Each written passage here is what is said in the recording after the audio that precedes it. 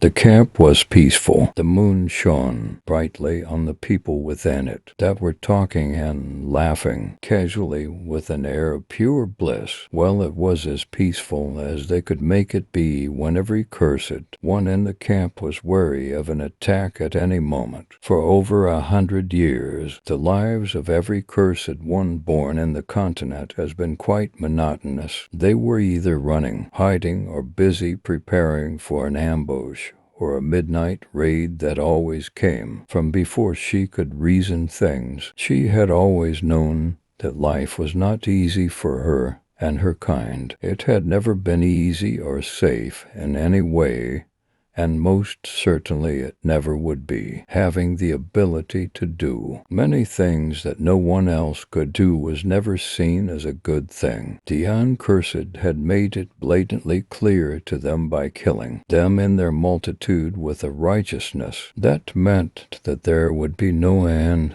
to their genocide until every last one of them were in the ground. Sure, her mother and the elders had never stopped telling her that the Uncursed were more afraid of them than the other way around. However, it wasn't that she doubted them, but the reality was that they ran most of the time, and not the other way around. At the moment, though, they were all enjoying a simple dinner of venison, unsalted as it was. It was a welcome change to the constant water, drinking, and the chewing of leaves and fruits they could find just so they could survive on their journey to the ocean, where they had hoped they would meet the ship that was routinely sent from the island every moon to take them all to their homeland where they would be safe. Said homeland was something her mother and the elders kept reiterating to them on multiple occasions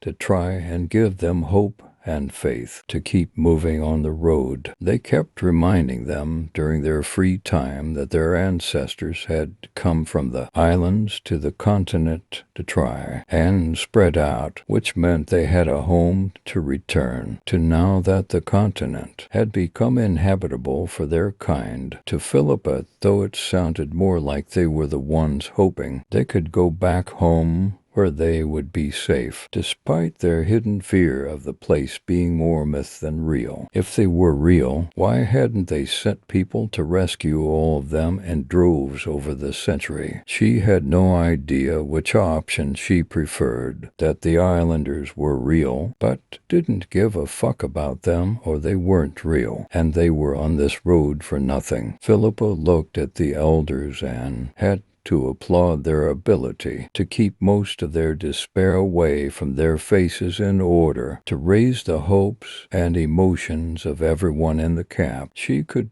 tell that even they doubted the existence of the ship that came to rescue cursed ones from their cruel hosts. But what else did they have going for them? It was either believe in a pipe dream or give in to their fate on the continent.